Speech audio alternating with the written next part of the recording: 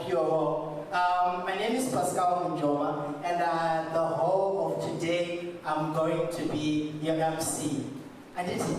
So it's really good to be here, and okay, you know what? I was now expecting these guys to say, because we are in a church confined setup, kind of. So I was now expecting you to say but I would like to welcome you all to the CA2025 Student Summit, which is the first, I think this is the first, we're just now used to spaces like end of year events for students, and we go, we have fun and all. But right now, we have something up for you to have knowledge of the profession that you are in, of the profession that you want to be, and all sorts. So I would like to appreciate all of you for coming, and I would like to appreciate all of you for being here. So I'd like to honor people that have come at this place. I don't think it's my space for me to do that. I'll just now call upon our education manager, Ms. Hope Mindu, to just honor the people that we have for now, just for 2 minutes, then we can get into our program. Hope Mindu.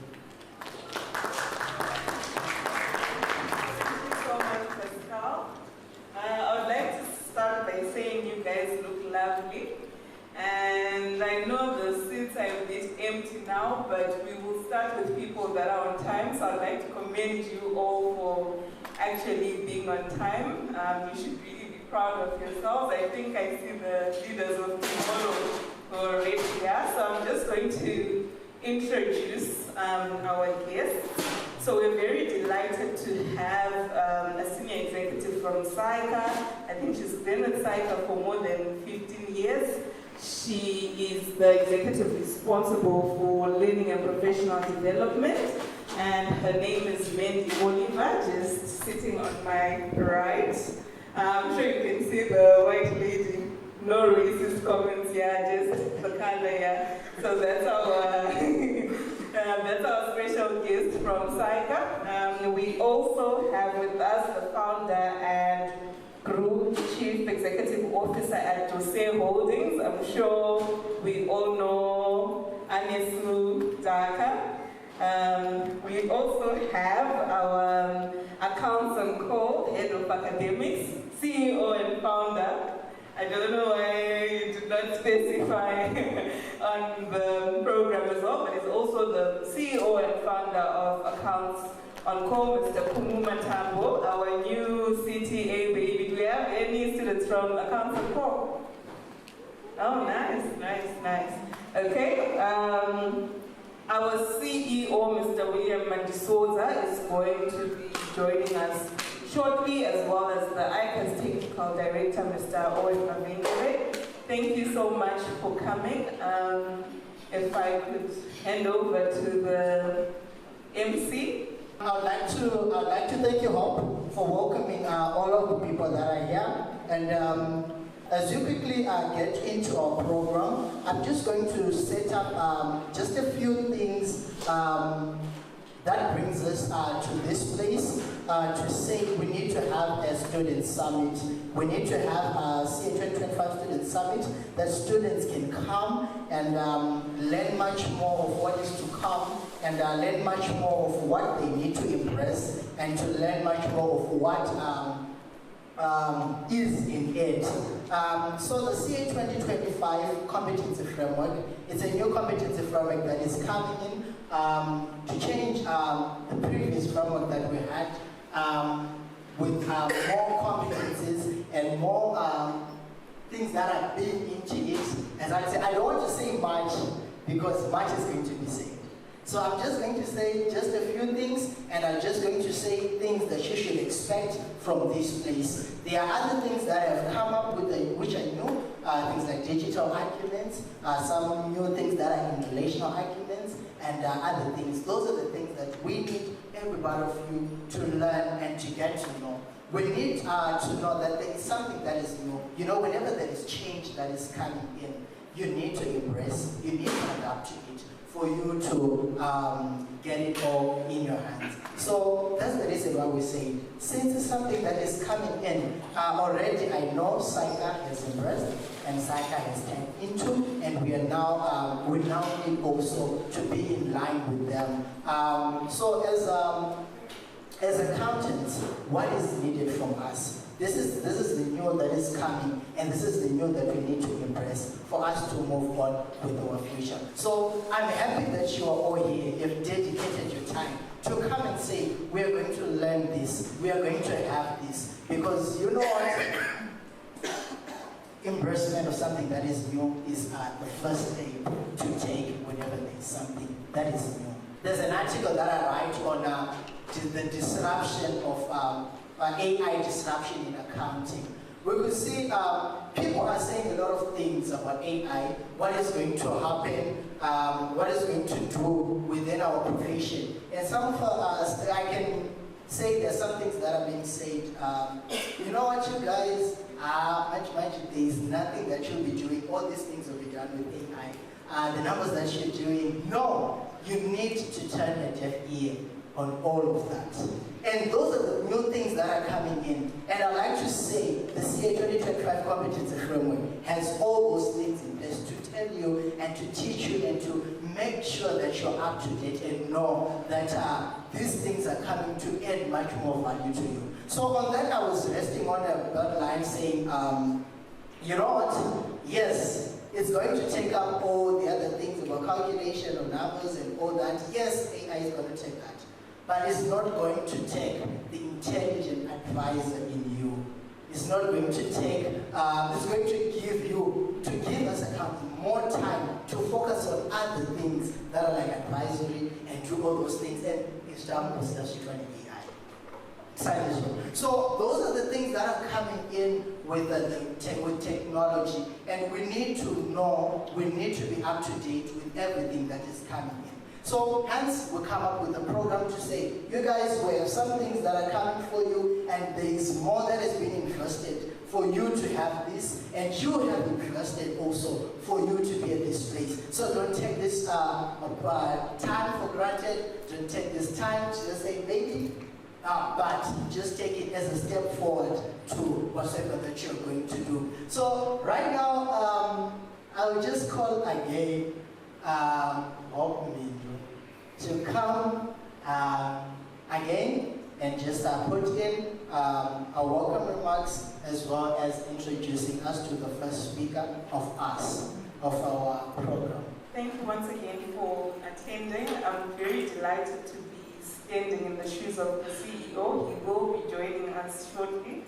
And these remarks really echo his thoughts in terms of the Student Summit as well as the implementation of the new competency framework. So I'd like to start by saying it is a pleasure to welcome you to this pivotal summit, where we gather to explore the exciting launch of the new competency framework, designed specifically to make you guys future-fit chartered accountants. Today marks not just the introduction of a framework, but a transformative step towards shaping the future of accounting and finance. As we navigate an ever-evolving business landscape, the role of the chartered accountant is more critical than ever. We are not merely number crunchers, we are strategic advisors, ethical leaders, and catalysts for change.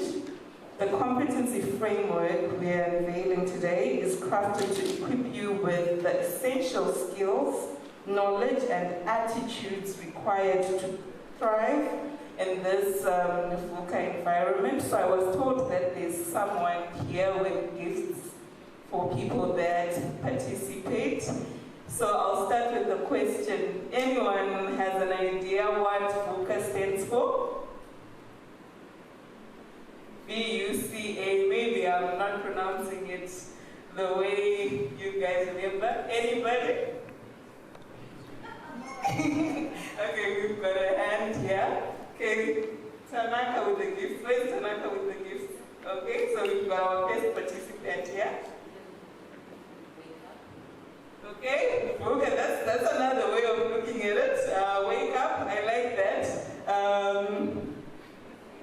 should give her something. And it's an acronym for something, but I think it kind of relates in a way.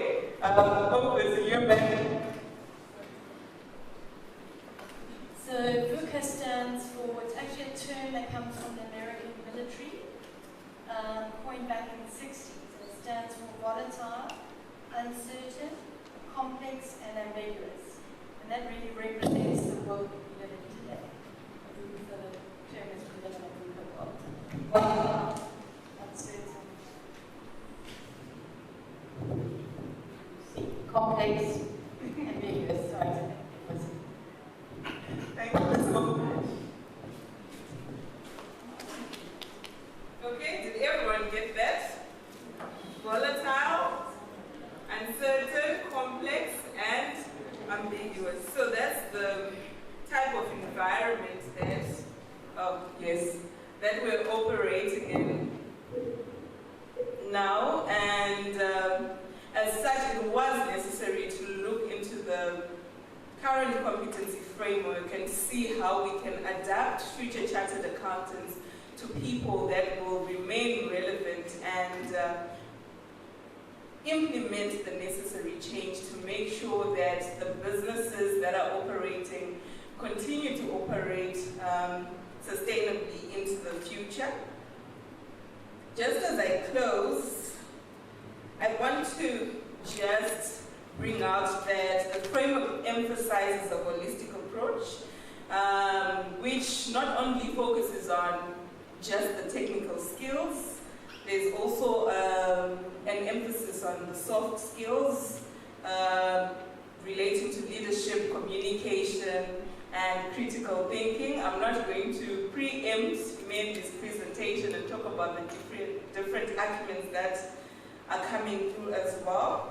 Throughout today's sessions, you will hear about why there was a change to the current framework and what we expect to see into the future, what skills we're going to try and expose you to make sure that you remain leaders that are effective and adaptable to the changing environment. So thank you so much. Those are my remarks from the CEO, and I hope you enjoy the session today. I am going to hand over to our first speaker. I've already introduced Mandy. Mandy is very passionate about education and learning. She sits on various PAFA boards, and I think she's actually the chair for the Education and Learning Advisory Group at PAFA. She also helps with the MRAs to say how do different CAs get to operate in different jurisdictions. So over to you, Mandy. Thank you so much for coming.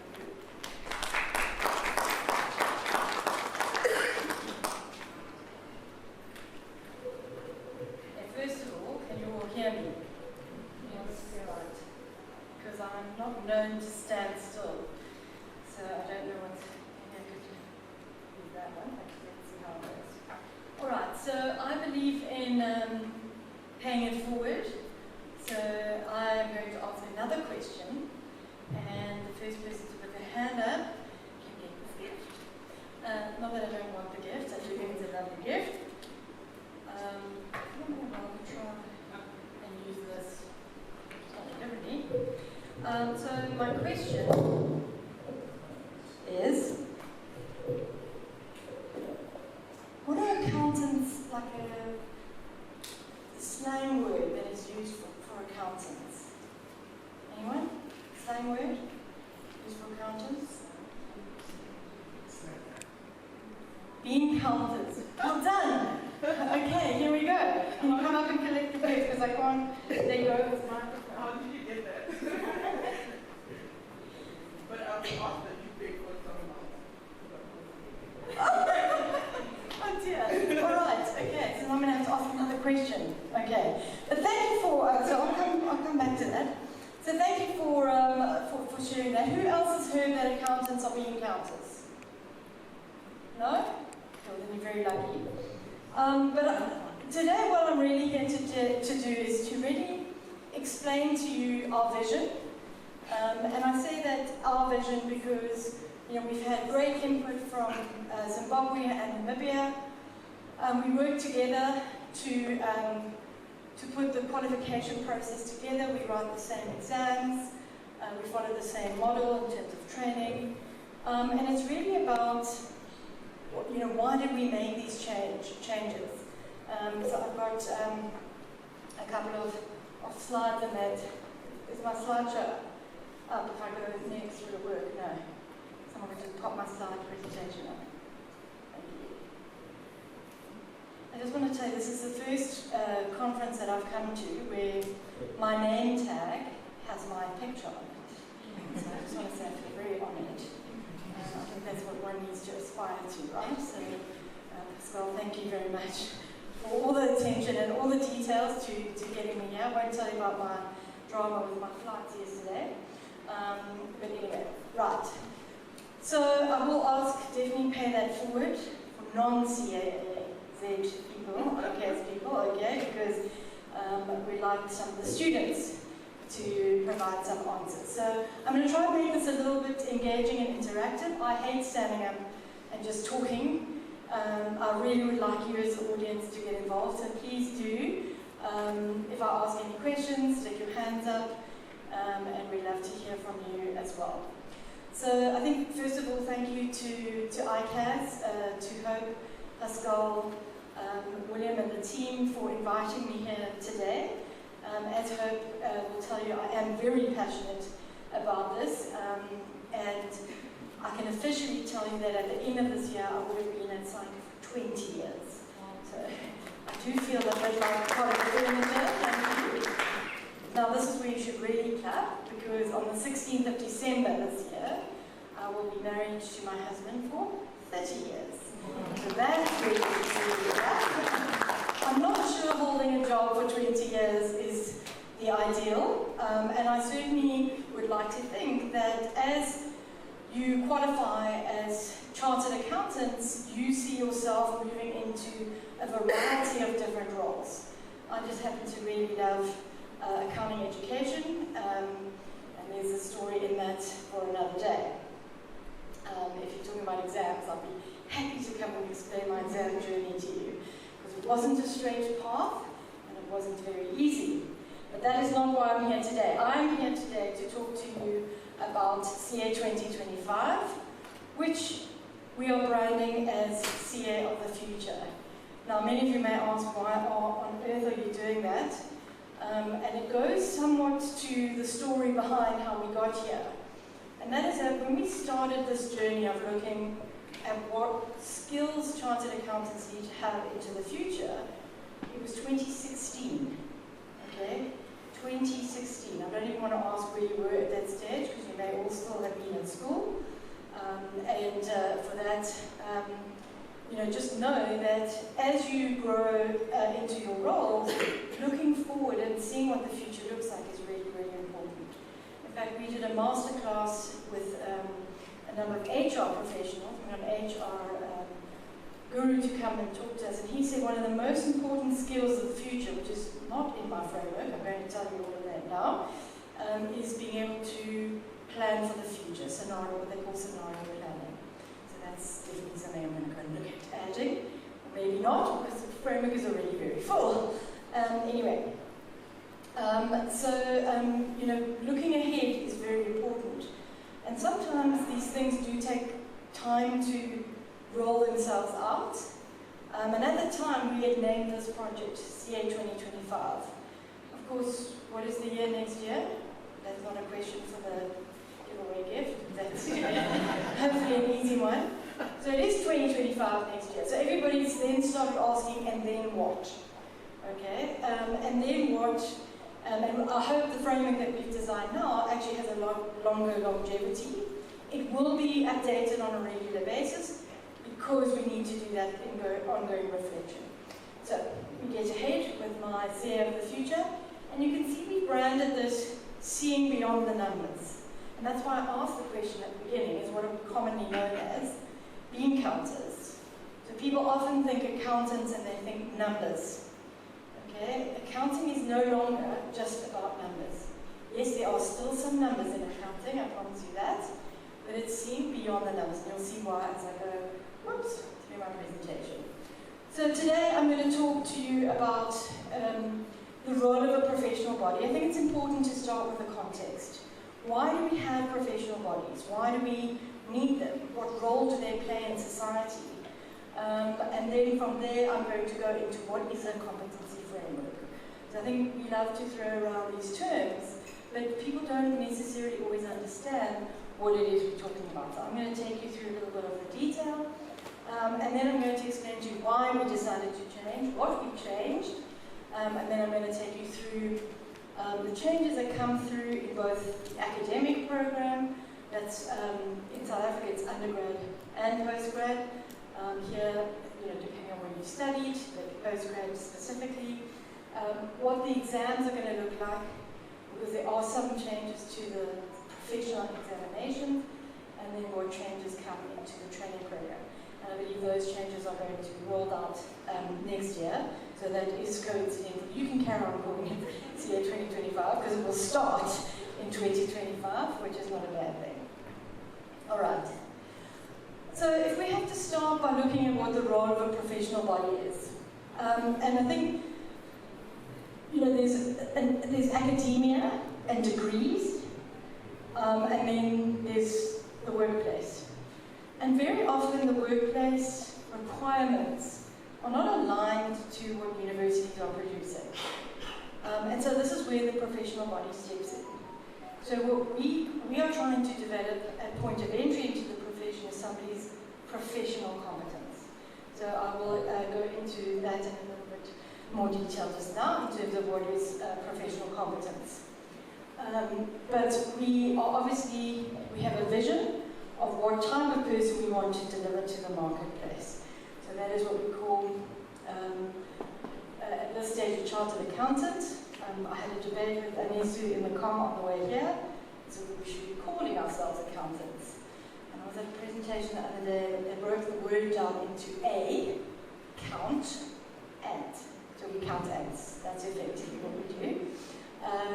But no, so we really are beyond this, beyond the counting, beyond the numbers, looking at sustainable value to a variety of stakeholders. How do we do that? We are able to do research, and we're able to gauge what are the skills required for roles of the future. Not just roles of today, but roles of the future. So I think sort of 20 years ago when I started at SAICA, it was very much what do I need to know today? Okay, that will help me tomorrow to do my job. But that has evolved, and we no longer look just at what is required for today, but we look at the future. And that's because it takes roughly 7 years to qualify as a chartered accountant. So if you start teaching people things today in the first year, by the time they get to 7 years, they're irrelevant. And that's why it's so important that we focus on this through the development of what we call a competency framework. I'm going to explain what that is in a minute. And the other thing we do as a professional body is we're able to say what the route is to qualification. So what are the pieces you need to put together that they make sense? And those three pieces are first and foremost, we endorse and monitor programs that are offered by academic providers, whether they're public or private providers. So we are giving them a stamp of approval from a quality assurance perspective. We then have two professional assessments. The one used to be called the ITC, which stood for Initial Test of Competence. It's now called the Initial Assessment of Competence. So that's from 2025, and I'm going to go through some of those changes with you as well. And then our final assessment is called the Assessment of Professional Competence. So, I mean, the word says it all. Ultimately, what we're trying to do is deliver people who develop that professional competence through that qualification process in line with the competencies that are set out in the competency framework. And then the third and final piece is the practical work experience. And I think that's really what makes chartered accountants so well known and so well recognized, particularly those that are in the Southern African space. And I'm going to use that term, I may refer to SAICA every now and then, but in essence, the ICAS and the ICAN, that's Namibia, institutes and SAICA all follow the same process. We follow the same competency framework, we write the same examinations, and we require the same development in the practical work experience period. We audit a training contract, and it's a formal period of actual work experience. Going backwards instead of forwards, apologies. Okay, so let's start with what is a competency framework. So the framework obviously refers to a set of competencies. So then the next question is, well, what is a competency? And I think when you learn, and particularly as you come out of school, what you would have learned typically is mostly knowledge. Okay, you study geography, countries and capitals, and how weather works. If you study science, then different pieces of knowledge. And while school has taken you some way towards developing your critical thinking skills, that is really what we push and drive much further in the tertiary and professional environments, is the development of skills. So the easiest way for me to explain what a competency is to share with you that it's not only knowledge, but it also includes skills, values, attitudes, and behaviors. Okay? And that's very important when it comes to talking about accountants. Because one of the key things about accountants is that we are ethical. Okay? We are ethical and we're able to behave in an ethical manner. And so that in a nutshell is the definition of what a competency is. I'll come back to the diagram of attitude is something that you need to discover. And I'm going to give you some examples in a minute. And what are we trying to do in the chartered accounting space at the end of that process is to make sure you've developed sufficient professional competence, okay? So that means the professional side of it is aligned to what we do as accountants. Many accountants go on to be auditors. Auditors are those people who check and verify that information is correct. They are trusted advisors. In order to do that, you need to have developed those professional skills. And I'm going to take you through that in a minute. So, as the definition is on the screen there, a professional competence is the ability to perform a role to a defined standard. Professional competence goes beyond knowledge and principles, standards, concepts, facts, and procedures. Is the integration of professional values and attitudes, enabling competencies, and technical competencies.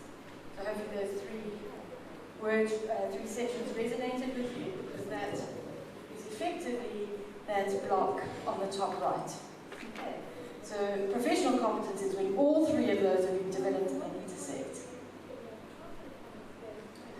So I just thought I'd share a couple of examples with you what a competency is then expressed as. And in this case, we express competencies as learning outcomes. And that is what, throughout the qualification process, you are developing. Okay, so just some examples there. The first one is to act honestly and demonstrate integrity, accountability, and trustworthiness, including while interacting with others. So what type of competency is it? A behavior, it's also a value. So sometimes not easy to put them into one bucket or another. They do actually often fall across different categories. So that's an example of a behavior, because you need to behave in a certain manner. Okay. The next one, another random example, and trust me, there's about probably 500 lines of these in the actual competency framework. The second one is to describe ethic theories, normative and applied, and how they can provide reasoning behind decisions, actions, and behavior of a person. So that's knowledge, right? An ethical theory is a piece of knowledge, but that's taking it to the next step, because it's all fine and well to know what the knowledge is, you must be able to apply it. Okay. I'm going to skip through to give you an example of an attitude, very important. Adopt an attitude of lifelong learning and staying abreast of current trends and emerging issues. That's an attitude that you have. You either like to carry on learning or you don't.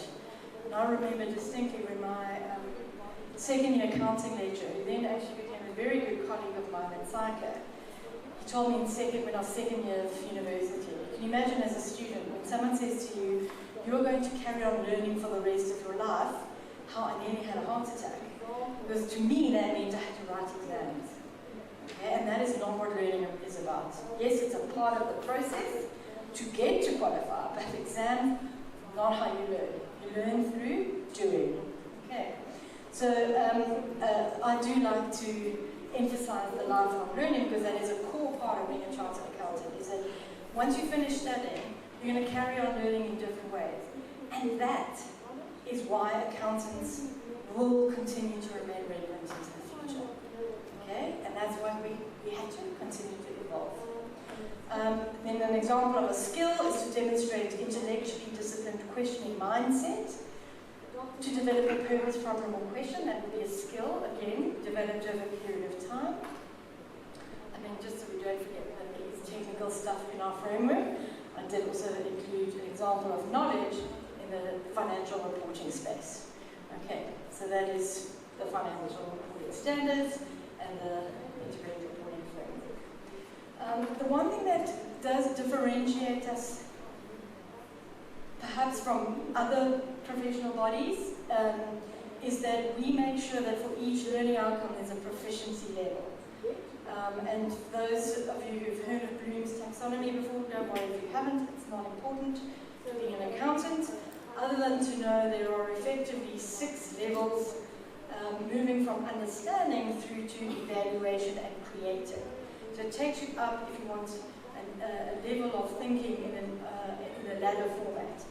Now, needless to say, learning is never that simple and never that straight-lined, but really what it shows is that we illustrate where you only need a basic knowledge or understanding or application and where you need a more advanced level. So that is something that does differentiate our competency framework. Right, okay, you didn't know the answer earlier. Remind me what FOCUS stands for, so I don't have to look at the screen. Volatile, uncertain, complex, ambiguous. Now those of you, how many hands up, those of you are in work environments and possibly studying at the same time, but you're already in work environments? So you're either doing your training contract or you're working, doing anything. Anyone? No trainees here. Couple on the side there. So you'll understand that today you come to work and it's do this, and then tomorrow it's something different. Now I've learned that living in Zimbabwe, there's a different form of VUCA, and it's called the exchange rate. And I ask every time I come back, so which currency are we using now? You know, so you guys should be very used to this concept of living in a world that is just all over the place, basically. So how do you adapt and live in that environment? It's not easy, but I would say you definitely have a foot up here living in Zimbabwe. But what that means is the way we think, the way we learn, and the way we do needs to be different going forward. Because if we are stuck in our ways in a little box and we are unable to change, then we are not going to be able to move forward into the future. So why did SAICA and with our colleagues from Zimbabwe and Namibia embark on this process?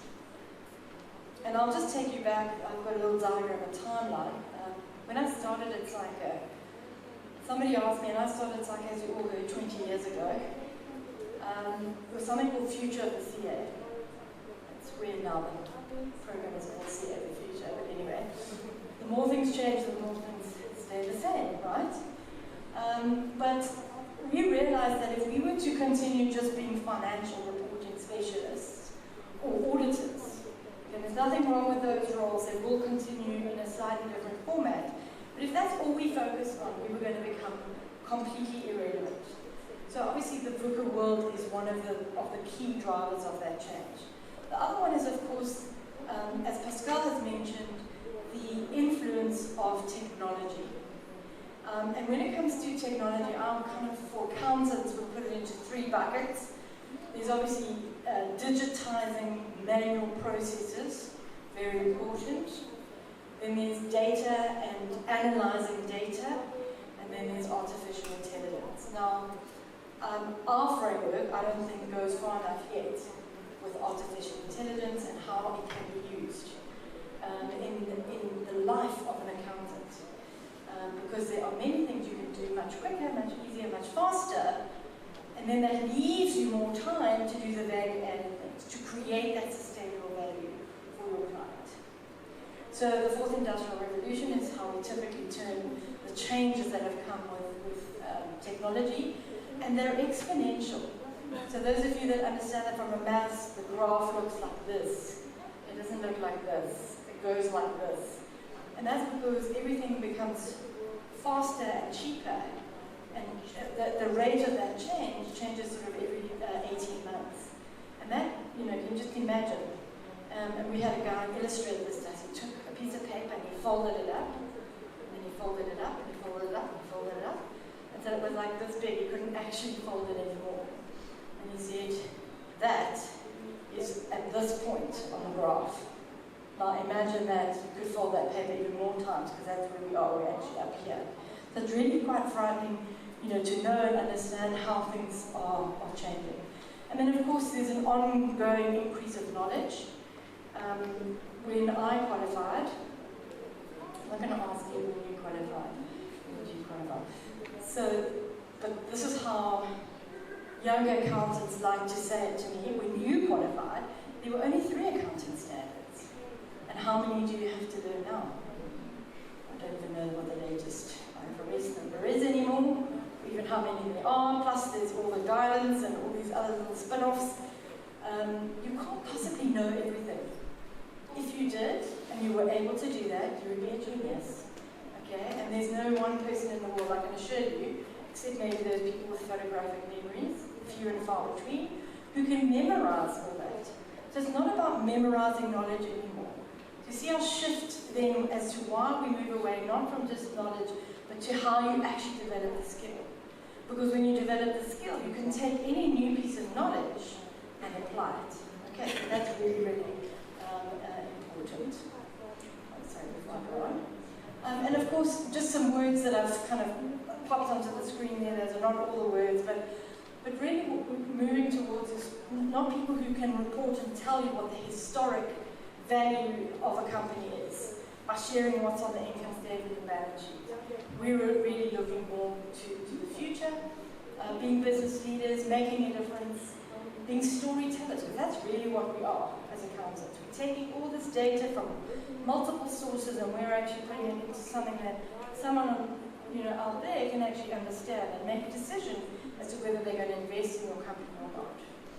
And of course, the shift towards making sure we understand strategies of companies, not just the accounting stuff. So why have I put this slide up? Very important is, so what research did we do and how do we determine what the skills are? One of the benchmarks we like to use is the World Economic Forum. They publish the top 10 skills approximately every 2 years. I'm sure they'll start wanting to do that much quicker. The list hasn't changed significantly over the last, I'd say, 2022 or 2023 when they did this. But there are some subtle changes, and the changes that are reflected here really talk to the impact COVID had on the fact that people were very isolated, they had to learn to deal with things on their own, and that's why one of the second one from the bottom is resilience, stress tolerance, and flexibility. And again, I think that's something the CA route definitely teaches you, because it's not an easy route, right? You have to struggle through sometimes, but if you struggle through, you have developed that skill of resilience. Because how do I teach someone resilience? Right, we're going to do a lecture today on resilience, and this is what it means. Is that really going to help you to go into and be resilient? No. You're going to have to actually have lived through it and experienced it in order to demonstrate those skills. So on the left are the top 10 skills, so you can see there learning and learning strategies. That was a new one that was added. And I was very glad to see that, because it is about that ongoing learning. It's not about standing still and static. Complex problem solving, critical thinking, creativity, originality and initiative, leadership and social influence, technology use, monitoring and control, technology design and programming, resilience, stress tolerance and flexibility, and reasoning, problem solving and ideation. So those are very lovely words.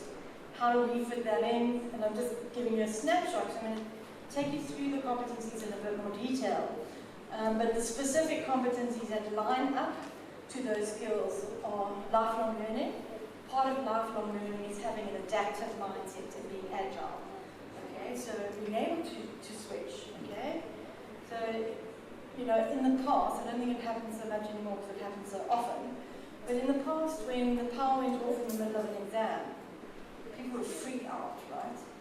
Okay, now we accept it as normal because the power goes off all the time, and we are prepared for it. And that's what being adaptable is all about. Okay, this has happened, this can go wrong, how do we prepare for that? And how do we make sure we can shift into that new space as quickly as possible? Ethics and citizenship, not directly mentioned there, but to be honest, that really is part of leadership and social influence. Decision-making acumen, all of that stuff is there. Critical thinking, analytical, integrative, problem solving. The digital acumen we've added is there. You can see the technology stuff. Business acumen, under business acumen there's a specific learning outcome related to innovation and creativity.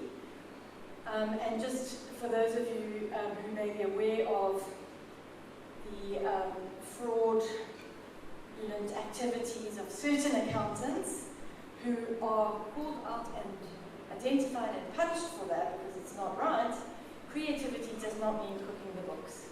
Okay, so creativity in this case really talks to thinking about different business models. So where does your money come from? How are you going to sustain your business? What are the revenue streams? These are all things accountants need to think about. Not someone else. You as accountants need to think about those things. And then of course there's a relational acumen which is about leadership of others and leadership of self. Very important. So this is what the World Economic Forum says, just to scare you a little bit. Critical thinking and problem solving top the list of skills employers believe will grow in prominence over the next 5 years. Again, you can't teach that in a classroom. You can't say, I'm going to give you a lecture on critical thinking today. Critical thinking is developed in the activities that you do as part of both your academic program and your training program. And that is what we assess in our professional exams. We're looking more to assess those skills rather than the content thereof. Okay, newly emerging this year skills in self-management. Okay, so that was the 2025 where I mentioned active learning, resilience, stress tolerance, and flexibility. So you must be able to stand up there, be battered, that sounds terrible, pick yourself up. It's about picking yourself up that's the most important. And respondents to the Future of Jobs survey estimate that around 40% of workers will require reskilling. Now you, only a handful over here, say they're in the training program, and that's why I say lifelong learning is so important. Because as you go into the workplace, so things are going to be changing. So you need to have that mindset of, I need to evolve. And a lot of it sits in the technology space. So you want to be able to go into the workplace to be employable and say, but I'm agile, I'm adaptable, I can learn. Yes, I've never seen this before, but the way I've been taught, because of the way the program, because it's focused around these competencies, enabled me to do what you want me to do. And I think, really important that, according to the World Economic Forum, that is, they say 85 million jobs may be displaced by a shift in the division of labor between humans and machines. So yes, humans are perhaps not doing the same things they were doing 5, 10 years ago, but there are still humans in the job. And I think the more we shift to a world where technology drives everything we do, the more important the human skills become. So that's why the relational acumen is also built into our competency framework. Because it's not, we are not robots as accountants. We need to be able to show that we have the intellectual capacity from the decision making, and we also are able to show our humanness. Because after all, we are human. We are not human doers, we are human beings. So we need to be able to be. I'm not sure if that resonates with you, but here's an example of loss of jobs, where the tightrope walker, who usually relies on a wire, you see those guys I'm doing it well. On a wire. Now there's no more wires. What is the poor guy going to do? So he's begging for money. We do not want to be those people. Okay, that's why I'm showing you this. Not because we are it, but if we don't want to be in that position, we need to make sure we are continually evolving. Okay. So some of the taglines we've come up with as it relates to CA of the future is charting the future, accountants for a sustainable world. So you'll see sustainability features very heavily in what we're trying to do and create sustainable value for organizations. If you've seen the Beyond the Numbers, and I've said to you, we're not just about numbers anymore, it's the bigger picture. The world of opportunities awaits, and that's what I really think our framework gives you, those base competencies to go and do pretty much anything you want. But incorporating that and igniting that success is through business and financial excellence. So you have an edge when you come in with the accounting. I'm using accounting in a very broad sense. We'll go through the actual categories of technical in a minute. So I did say, and I did mention, I went all the way back to 2006 for you. That's when I started at CICA. And you can see that, and don't look at the dates and try and read all the little fine print between the big bubbles and so on. The message you need to take from this picture is that as a professional body, and I include ICAS, ICANN, CICA, and there are other professional bodies out there, one of the things we do is we don't ever sit still. Okay, so we are continuously looking to the future, reinventing ourselves, making sure that we remain relevant. So the journey really came to a head, if you want, with the actual publishing of the competency framework back in 2021. Yes, that was a couple of years ago, but you do need to give academic providers time to change their curriculum and their approach to teaching, which is why it goes as far back as 2021. In 2022, in South Africa, we actually decided to bring in the changes to the training program. I'm going to share some information with you a bit later on that. And then next year, for the first time, we'll be making some changes to the first professional exam, the IAC now. And then those changes will transition because there's still further changes to come. And ideally, what we want to try and do is be more explicit about the way we're assessing skills, the skills in the ITC. So that's what that looks like. In terms of APC, there's not too many changes coming because, in essence, we're already assessing the professional competence as we should. Just help me with time. Okay, right. Okay, so this is our overall objective of the framework. It's nice to see it in one little picture. And there's kind of multiple layers there, but I guess it might be easier just to, come back to that, to show it to you this way. Ultimately what it is, and it's very important to see what the end goal is. So what does a chartered accountant at point of entry look like?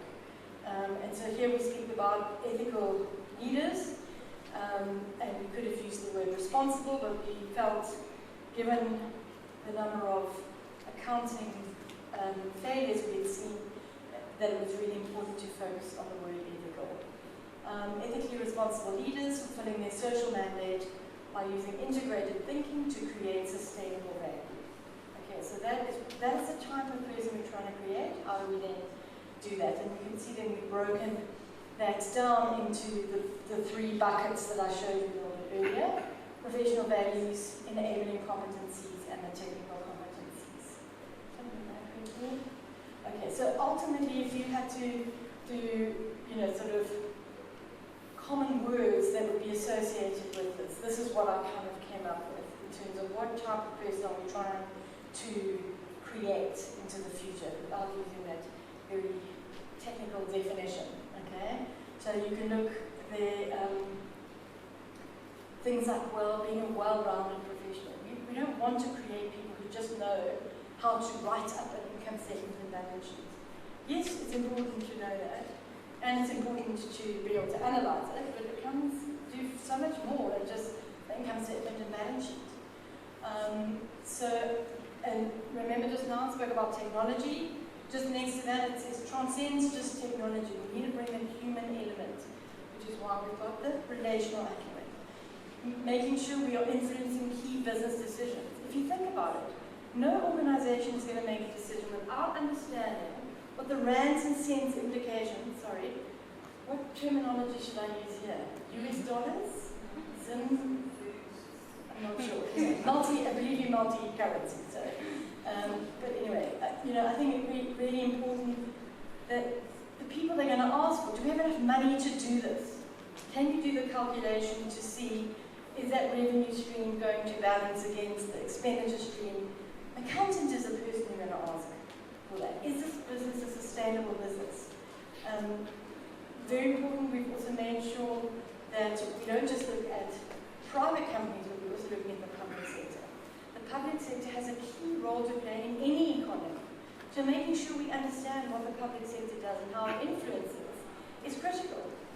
Sustainability, making a contribution to society. Who was I talking to? My brother.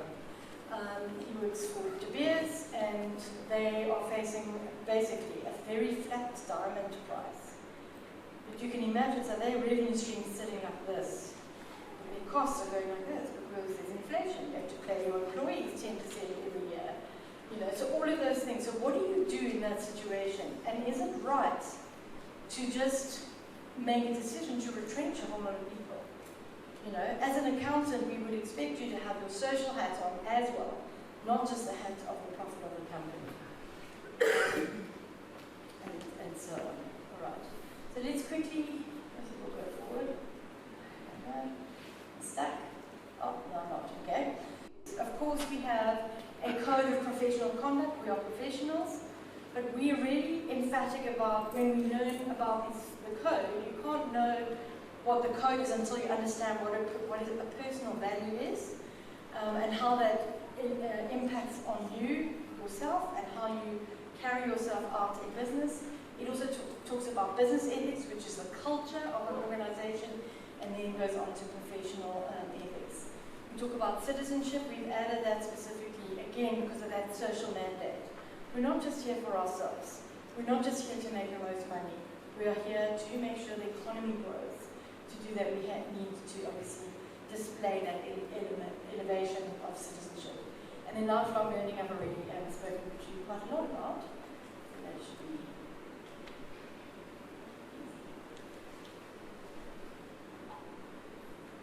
I feel stuck in the past. Is there a reason my slides are not moving? Oh, you just move to the next slide for me. See a mouse there, there we go. Okay, so that was the professional value, so that's the one bucket. The second bucket that we interact with now, of course, is the enabling competencies. So you can't apply your technical knowledge if you can't do this. Okay, so the first one is obviously business acumen. Needing to know and understand a bit more how businesses work. Okay, not just going in and doing the debits and the credits, but how do you make a business decision? And that's why we're really aiming for that business leader title out there. Decision-making acumen, so how you think, critical thinking, problem-solving, judgment. Again, those are things you can't learn once off in a classroom, but those are things you have to develop over time. Then there's the relational acumen, so that's the human side of it, okay? So that does include things like communication, and of course the way we communicate is also changing. I did love one of the professional bodies I had engaged with last week or so, wanted to do things not electronically. I didn't quite understand what that meant. Do they mean we must post things to each other through the post office? I don't even know if you actually conceptualize what that means. Okay, I do because I'm old. But I mean, the way we communicate with each other is via social media, right? How do you think Donald Trump won the elections, right? He had 161 million people he could influence over social media, not printed material. So communication, leadership, management, managing yourself and managing others, very important part, and then of course emotional intelligence, because we are human after all. And then of course the digital acumen, as I said, I still think we haven't gone far enough, but there's a lot of emphasis in the digital acumen around data, specifically use of big data, using data to analyze and make decisions. As we go forward, I definitely think we can expect to see some changes in the digital acumen because it's changing quicker than what we are actually able to keep up with. So that's enabling competencies. So just a little bit more about data. Some interesting stats. So if you haven't learned about data because you're in an academic program and the academic program hasn't taught you, or I want to just say to you as prospective accountants, you need to be able to demonstrate your lifelong learning. If someone's not teaching it to you in a classroom, don't wait. Go and look for it. There is so much stuff out there that you can use, free of charge, I might add, to go and teach yourself some of these things. And I may be talking to the converted because you are obviously a younger generation who's used to technology and just press here, do this, and then it all works, okay? But you can see there 82% of leaders expect all employees to have basic data literacy skills. That's data. I'm not talking about how to use email and Word and Excel. I'm talking about data skills. 70% of employees are expected to heavily use data, and that goes up from 40% only, over a 7-year period. Okay? 79% of leaders say departments equip employees with needed data skills, but only 40% of employees say they provide the data skill. Okay, so don't rely on your employer to do this for you, is what I'm saying. Okay? Knowing what data is, how to use and manipulate data in such a way that you can analyze it and inform decisions that are being made are absolutely critical. And the onus is not on the employer, the onus is actually on you, the individual.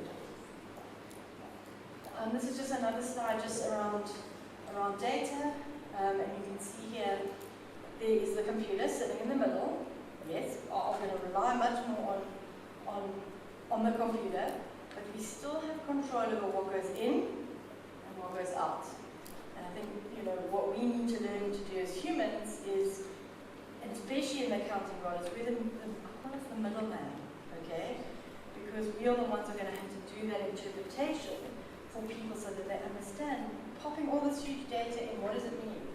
You won't understand what it means unless you understand the data going in, so you need to have the skills to communicate. Please can you tell me a list of X, okay? And you leave it at that. What do you think you're going to get back? You're going to get that back, right? Okay, and does that really help you? No. So your prompt needs to be a lot more specific. And that is all critical thinking. So using ChatGPT is not a bad thing, provided you know and understand that it does something called hallucinate. Anyone know what hallucination means in the world of ChatGPT? Anyone? I've got a gift going. I definitely got a gift going. Hallucinations? Anyone? ChatGPT hallucinations. Well, it doesn't have to be ChatGPT, it could be any artificial intelligence. Anyone? Hey, no one. That's so sad. Hallucination is when the program, the algorithm, should I say, starts making up its own pieces of information which are not factually correct. Okay, and that's why you've got to be very careful when you're using something like ChatGPT. You've got to be able to, and that's why we show this picture here. Is, can you communicate with the computer? Is it telling you the right information? Is it valid? Is it accurate? You still need to, those are the things we teach you in auditing. Basic stuff. Okay, so it's all there, those skills you learn are still going to be applicable even in the advent of this increased focus and emphasis on technology. So listen to your lecturers, learn the basics, and move on. And this is just as an example, all the different technologies that are available out there. And again, I think it's really important that is one of the competencies in the framework. We understand what some of these technologies do, because they're going to help us be more efficient in our roles as accountants. Okay, we're not going to be counting ants per se. We're going to be much more focused on the business and growing the business and being business leaders. But again, technology can help us, provided we know and understand their limitations, what they can and can't do, and that is what we teach you as accountants. Be skeptical. Okay, is this real? How valid is it? So these are all the things, and this is just, you know, for interest more than anything, more than anything else. Okay, so I don't really want to go again into the different buckets. The only thing I want to emphasize on this slide again is that you need to do all three to be able to think in an integrated manner. And that's why it's so important that I'm talking to you today about all these different things. You might think, what on earth has this got to do with an accountant? Hopefully I'm making that clearer, but it really brings everything together in your ability to deliver a service to your employer or to a client. And then here we have just the overall picture, which then talks to the technical competencies as well. And the technical competencies we look at over the business process. So again, what goes in at the beginning of the process, what happens in the middle, and what comes out at the other side is very easily explained here, and that is the value creation process. Okay? So we start by understanding what strategy is and how to work with strategy within a business. Governance, of course, has become very important. Even as part of sustainability, we talk about ESG, which is environmental, social, and governance. So the governance and knowing and understand, you know, those reporting mechanisms, who has oversight, why they have oversight, what oversight means in terms of governance, very important. Then you've got the actual what happens in the business. And I was talking to somebody at breakfast, I think, this morning about one of my friend's daughters who's now got a job in a cryptocurrency organization. She's not doing the crypto, she's doing the accounting thereof. So again, now we're starting to account for things we can no longer see, right? Okay, so you can see like there's a window, and how do you manufacture a window? That's easy. You can see it being built along the way. But cryptocurrency is something you can't really see in front of you. You've got to kind of conceptualize it. So those business activities really need to be tangible and intangible. And we talk about the protection of the capitals as well as decision making. So here's where the financial management of the organization really sits. And then the outputs and outcomes include reporting. So financial reporting is still there, but you can see it's not the main thing. Yes, it's at the end, because right now we're reporting on historical. But there's going to be a lot more focus with the sustainability standards coming in terms of how we report and measure some of these other things, such as climate change. And I'm hoping that the social side of things will come out. It hasn't come out yet, but that will obviously come out over time. And then compliance, obviously, still very important. I struggle a little bit with compliance because how do you balance compliance against innovation? It's a tough one, but I think, as accountants, we will be equipped to know and understand how to deal with that. And then, of course, there's assurance and related services. And assurance, again, not just over historical financial information, but over the non-financial. I was telling everyone how at CICA we have an integrated report, and everything we put in the integrated report last year had to be audited. That's not an easy task when it's saying things like 10,000 Tutuka students. The auditors want to see the evidence of that. So they wanted to see copies of IDs and stuff, and we weren't prepared for that. So it really does change the landscape of what we do in organizations. Then just very quickly, in terms of the academic program, what have we changed? Very important is that we are trying to make sure that people are not just teaching knowledge. Okay, so it's really about the development of skills, and that means that the way you are taught is different. So doing projects, sitting around a table with someone who is in the profession, really important ways in which you can get to know and understand what it's like before actually joining the profession. And those are to develop your skills and not just focus on your knowledge. An increased understanding and how to integrate the digital acumen. I think traditional academic providers have a long way to go on this one. It is something that we try and work with providers on, but as you can imagine, if people look like me and they're not as technologically savvy as me, teaching someone from a younger generation is a lot difficult. And I think a lot of the difficulties lie in the person doing the teaching, not the student, because I think students are a lot more au fait with terminology and how digital things actually work. Creating sustainable value. So we're not going to go all out right now to spend all the money, because then tomorrow we won't have any, and then we won't have a business. But it is looking at how the business also maybe needs to evolve in order to keep up. Classic a case study that is often used is a company called Kodak. Kodak used to make cameras, and they used to use on a film. For those of you that are probably what is she talking about? But you would put this film in your camera, take a photo, and you would take it somewhere to develop in chemicals, and then you'd have to wait sometimes a week to get your photographs back. Does this sound anything like you would like to do today? No, because you can take a photo on your phone and send it immediately via social media to someone, okay? But imagine if you were that Kodak company and you were making these films.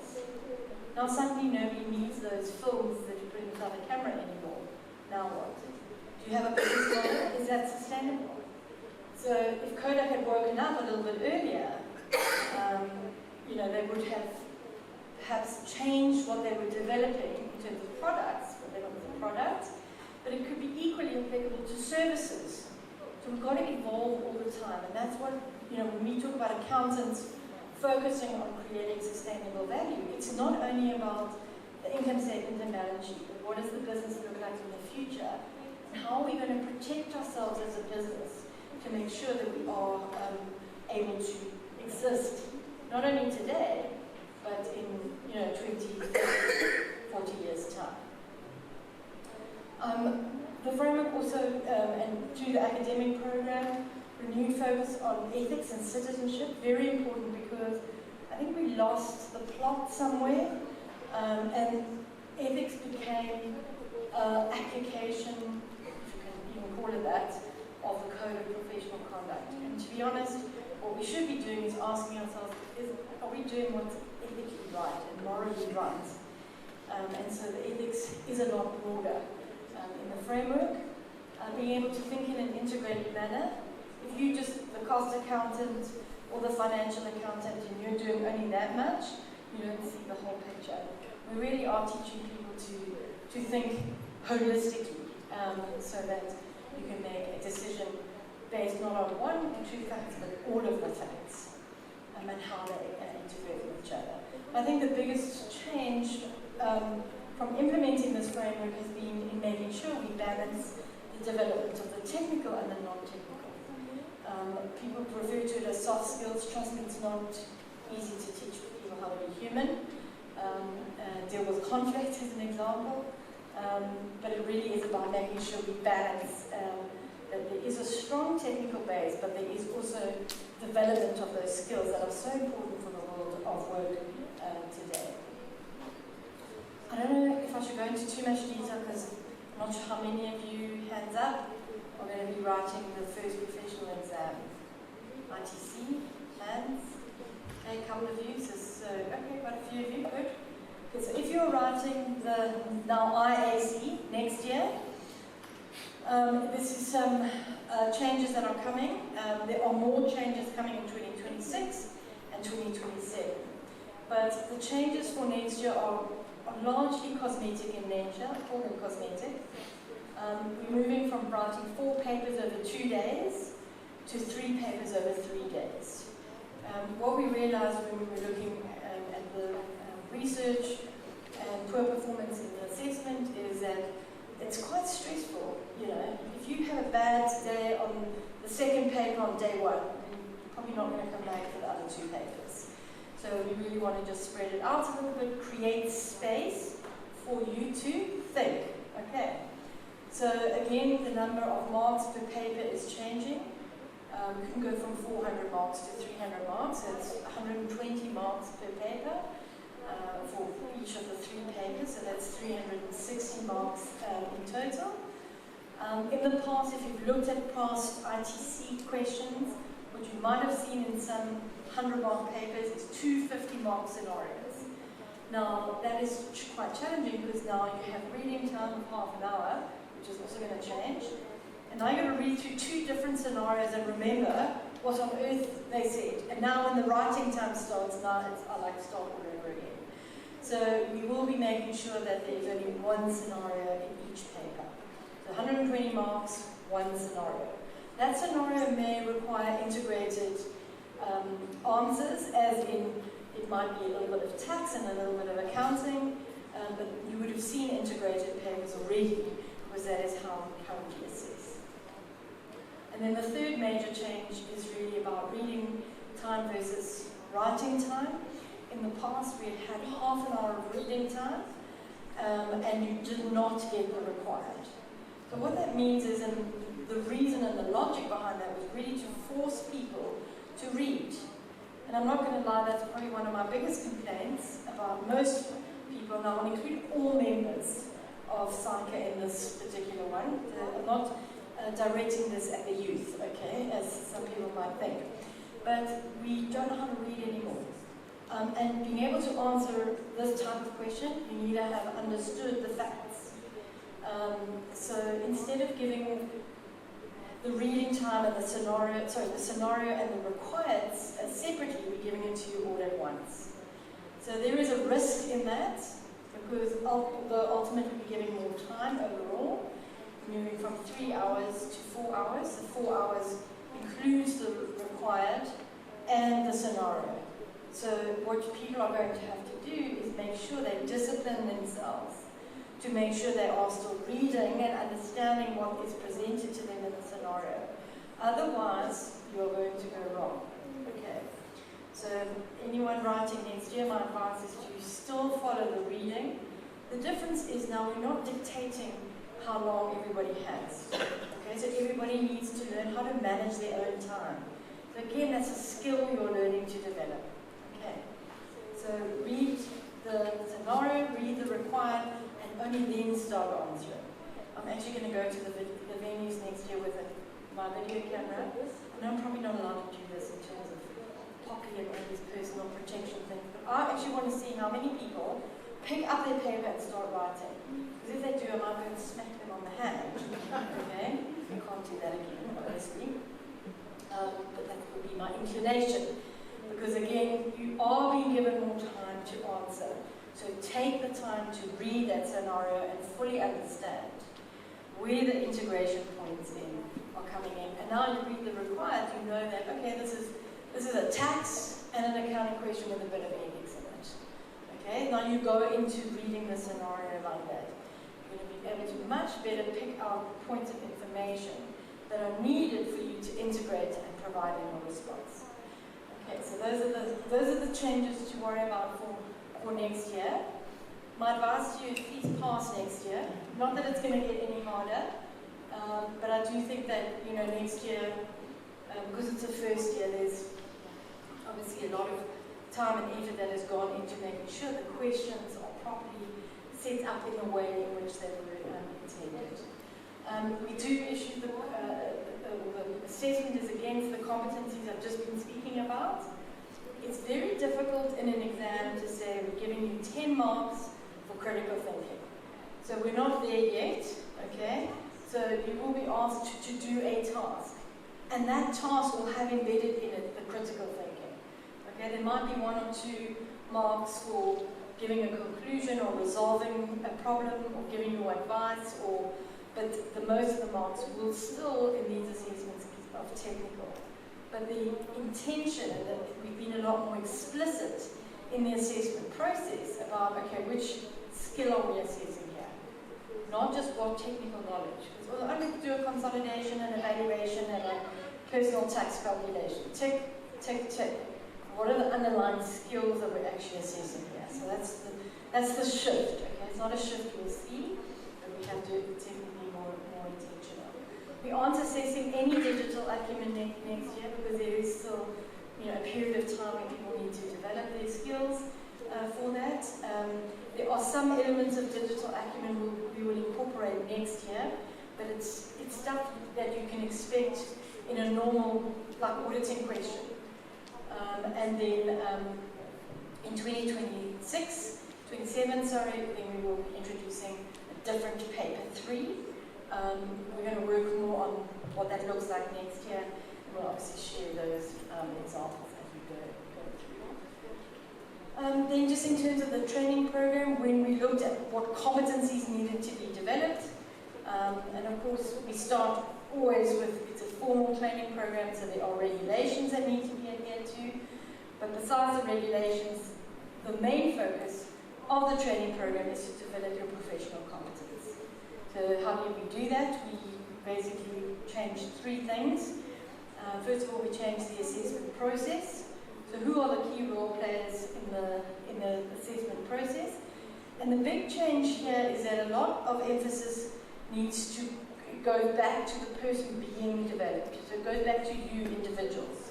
So you need to start taking more responsibility for what you're actually doing on the job, what you're learning, and documenting that. Okay, and there's a tool then. That's the second piece. We then created a tool. Ours is called the EAT, and there'll be a different and very similar tool here to actually, how do you then capture the evidence of what you have learned? And that's very important because at the end of the day, we are wanting to further develop all of those enabling competencies and professional values. Okay, these are things, again, you can't do in a classroom necessarily and pinpoint it. It's much easier to pick it out on the job. And on the job, then, the focus is on the assessment of the professional values and attitudes through what we call a training plan. The training plan really is then linked to the type of workplace you are at, because every workplace is slightly different, but it still develops the same learning outcomes and competencies. And then there's a requirement for depth and breadth of the technical, so you can't separate the technical and the enabling. They really are integrated, as I showed you in that picture earlier. And then, I don't think I need to go into too much detail here. The integrated exposure plan is really what the trainee is expected to do in the 3, 4, or 5 years of their training contract. And it makes sure that from the very beginning that you are going to get enough depth and breadth of experience. So my favorite is, I'm sure this does not happen anymore, but we used to do things like cast the telephone directory.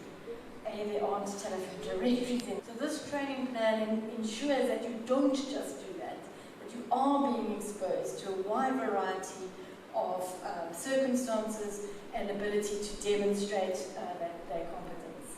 And then it's done really in 2 ways. Similar to in an academic program, you write a test, right? You write lots of little tests or projects, and then at the end of the year, you write a big exam. So those little pieces along the way we call formative assessment, and they're there to inform you of how you are developing. Okay? Am I getting there? Am I not getting there? And then the summative assessment is the big one at the end. So these summative assessments we require is every 6 months, and then those 6 monthly summative assessments add up to your being able to be signed off at the end of your training contract. Okay, so that in a nutshell is everything. And that's my last slide. Just to leave you with my favorite quote of all time. I haven't found a better one. I've tried to find a better one. But this comes from a guy called Alvin Toffler, and he wrote a book in 1972. Okay, and you might go, what on earth is this really relevant? Trust me, this is still relevant today. So the illiterate of the 21st century are not those who cannot read and write, but those who cannot learn, unlearn, and relearn. And I hope that was a key theme that you saw coming through today.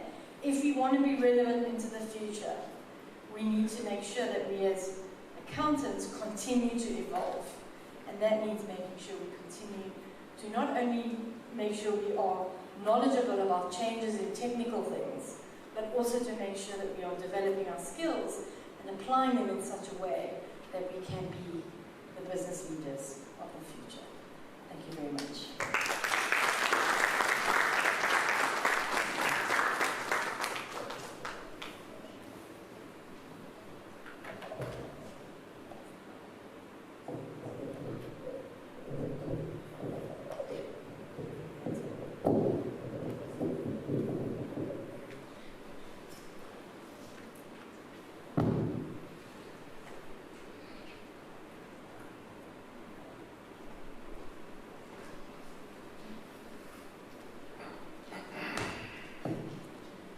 Thank you so much, Mandy. Thank you so much.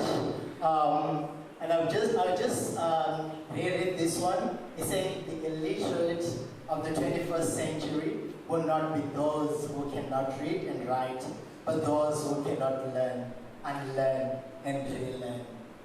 Those who cannot learn, unlearn, and relearn. There's something that you need to take from there. Learn, unlearn, and relearn. And what she said, the world is evolving and trends are coming day in, day out. And it's up now for you to move on with whatsoever the changes that are happening in the world. Don't be at the same position over and over when things are moving, when things are changing. So you need to evolve again, you need to change, and you need to adapt. And I just have a short video that I have from a TikTok, which is talking about the struggles of us as students, aspiring chartered accountants. And can you please play this video? Just a minute. Okay. And being a CA is kind of overrated. Guys, do you even understand the process people have to go through? Could also attend that qualification, could also attend those 3 letter words and also square after your name. Let's say, for example, someone wants to write CAZ. No one wants to write it. No, that would be disrespectful. When I'm going to write it, someone wanting CAZ page. They want to write, guys, explain those CA. I feel so good on it. The depression, the stress, the workload, the students have to go through so that they can attain that.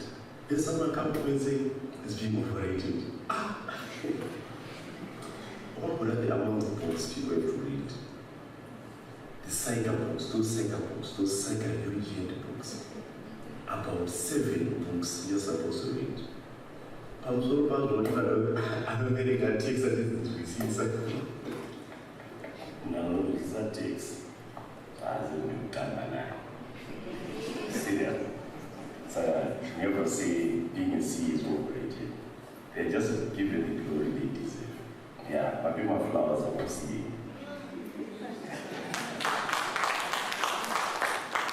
This is just a video that I want to show you that this profession is not overrated.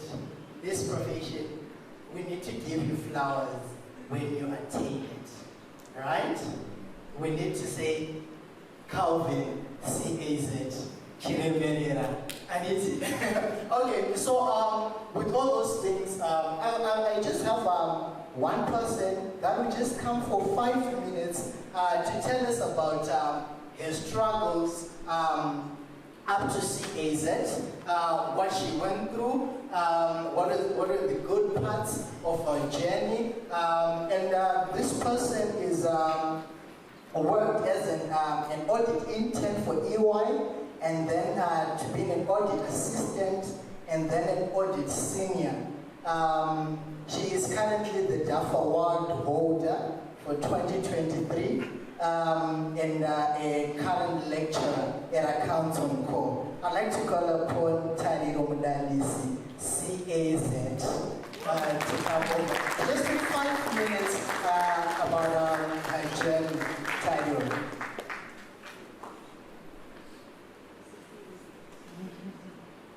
Pascal. So while you were introducing me, my colleague there, when you said to talk about your struggles, and my colleague was like, is that you? So apparently, I am known for my struggles. But hello guys, my name is Taliro Mdalisi. Pascal hijacked me this afternoon and asked me to talk about my struggles because apparently you guys can relate to struggles. But before I start, I'd like to acknowledge our Institute of Chartered Accountants, Zimbabwe, ICAS, represented here, and the institutions that are here today, as well as, most importantly, the students. But before I go there, I have to acknowledge the person who has the potential to give me my 18th check in a few weeks. So hi, Head of Academics, Kuruma Talbot Council. All right, so my journey as a student was, unlike most adults, right? What she was talking about our adaptability, our resilience, is really embedded in our DNA as students. You don't realize it as you're going through the program, but all those teenage marks that you get, all those late nights, all those skills that you develop negotiating with your immediate boss about getting time off so that you are able to go and write your exams, all those are skills that are, in my opinion, unique to chartered accountants.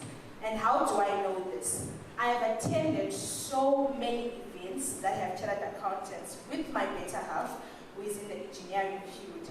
And at some point, he considered changing professions just because of all the presentations and all the things that he heard about a chartered accountant.